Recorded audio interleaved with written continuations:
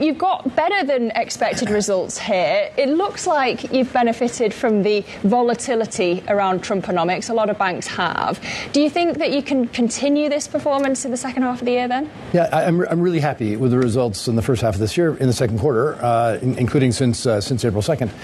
It's really been building on 5, 6, 7 years of continuous investment in a few things. We're a cross-border bank. Every part of our cross-border business is booming. We are a bank to the affluent across Asia, Middle East, and Africa. That business is booming. So all the leading indicators, new clients, new money, clients putting that money to work, is exactly what we had hoped for and have seen for some years. So now it's sort of all coming together. Add to that the market tumult, as you said, since April, and it's been up and down quite a bit, including copper today. But is there a point where too much volatility becomes too bad for your business? Of course, and I think we wonder all the time, when is the fatigue going to set in? It hasn't happened yet because things have been on, I would say, a steadily improving trend, both in terms of economic outlook. Obviously, there's debates within the Fed, as we saw yesterday. But the uncertainty certainly leads to a little bit of delay in terms of decision making. So we look at some of our clients, whether they're Western or developed economy companies or companies operating throughout the emerging markets, they're just holding off on their investments to see where's it going to come out. But the fact is that the tariff noise, at least for the time being, is settling out. A lot of detail yet to be worked through. But nevertheless, I think confidence is building, investments are coming, it's reflected through to our business. Well, if we break down that uncertainty, what worries you more, US tariffs or falling rates? I mean, falling rates, all else equal, is a challenging thing for a bank in the short term. But we also know that stimulates investments. And fundamentally, our bank is about investing and trade, right? That's whether it's at the individual level or the corporate level. So falling interest rates would certainly support the investment decisions that our clients are making. And it would impact our NII, net interest income, on the margin. So I won't say we're indifferent, because in the short term, certainly that period of zero interest rates was very difficult for us, as it was for every bank. But that's not where we're going. A little bit of topping and tailing. I think we're actually in the sweet spot right now. And when you look at the share price, I'm not going to use the C word that you once used to describe it, but you're up more than 30% this year. It's past the level when you took the job and then some. Are you happy with this now? Yeah, I'm happy with the progress. I'm happy with the progress for sure. I also look at our bank and say this is a bank that's growing its operating earnings in reasonably substantial double digits. We've been growing at 20 or 25% for some time now in terms of our underlying earnings. And I think that can go for some time based on the investments that we've been making for years. That should come through to our stock price over time. So I don't get too obsessively focused on the stock price day to day. But of course, I'm happier at 1370 or wherever we are rather than 6 when I used a bad word to describe our share price. But how much higher do you think it can go? I think by most relative measures, we're relatively cheap. So compared to other Asian banks, for example, or other even European banks in some cases. So I think we can go. We have what would be fair? I'm never gonna predict a stock price. Look, what I focus on is growing our income, our customer satisfaction, managing expenses, keeping risk under control, and returning excess capital to shareholders. That's what we focus on. The stock market is going to take care of the rest. I want to talk about how Standard Chartered differs to some of your big competitors, right? We had HSBC earnings yesterday. You're starting to plot a kind of different course to some of them. I think about the return to office, for example, HSBC ordering MDs back.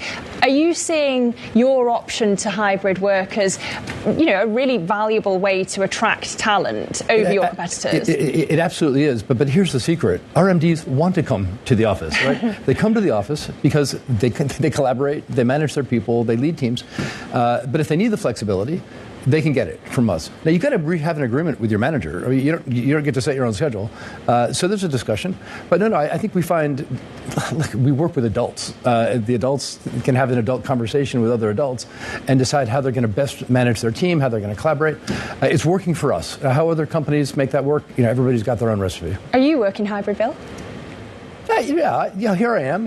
It's at 6:30 in the morning. I'm sitting in your studio. I'm not in the office slaving away behind my laptop.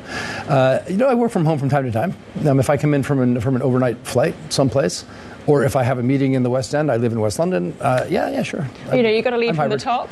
I also, my agreement with my boss is that I come to the office 4 days a week. I think I probably average a little bit higher than that, but. We all have a master. Look, you're also different from your competitors in terms of the fact that you're super bullish when it comes to crypto. $200,000 is your target. Do you think that that's an area where there's an advantage in particular for Standard Chartered? So we are super bullish as a bank on digital assets. And we're super bullish on blockchain settlements, whether it's in payments or securities or anything else.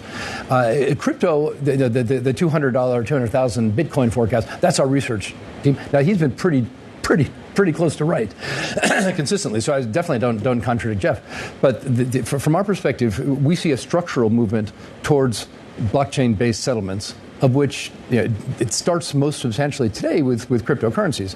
But when that cryptocurrency technology ports into traditional finance, which is what's happening now with stablecoins and the like, we are there with the infrastructure that's ready to receive. And we're going to take market share from people who haven't been making those investments, in our case, for 7 years. Well, yeah, is the plan basically to become the biggest mainstream trader in crypto assets? Digital assets. Digital assets, right. So cryptocurrencies is one part today. It's big and it's growing. But stablecoins, tokenized bank deposits, eventually central bank digital currencies as they arrive, if they arrive, all of those things will be mediums of exchange for what today is traditional finance, which tomorrow will be a new mechanism for payments and settlement. And we are building that infrastructure. We have it through various ventures that we've set up. We're the most substantial institutional grade dealer in digital assets, and our institutional customers really value that. At some point, our retail customers will really value that as well. There's a similarity to HSBC as well. You're both in cost-cutting drives. Yours is, of course, called Fit for Growth, this efficiency plan. It's set to peak this year. Yeah. How important is that to you right now, and how difficult is it proving? So Fit for Growth for us really is a transformation program. And yes, out of the back end of transformation, we'll save $1.5 billion of operating expenses, which is material for us. And we're investing significantly to simplify everything that we do, mostly through technology, digitize, et cetera. So that transformation is very important. The cost-cutting element is kind of what we've been doing for my entire 10 years in the bank. $300, $400, $500 million per year of efficiency, which we then invest back into the business. So our overall expenses, I hate to say it, continue to grow up. The key for us is that they go up a lot slower than our income. And that's what we've been doing. And finally, Bill, you just marked a decade as CEO of Standard Chartered. You had a lovely interview with our colleague Francine Lacroix about this. I know that you're a thoughtful man. You told her that you'd have to be thrown out of Standard Chartered. Is there a particular milestone that you want to reach before you go? No, not particularly. I'm pretty sure that whatever I leave behind, the next guy or woman is going to be able to grow really nicely from there. But I would like to do everything I can between now and then, whenever that then is, to set the place up for continuous growth. We've got a clear set of financial plans that go through the end of next year. Very keen to deliver that. We're very much on track. We've got a new chairman, Maria Ramos, who's been fabulous. It's her call on how we manage these succession things.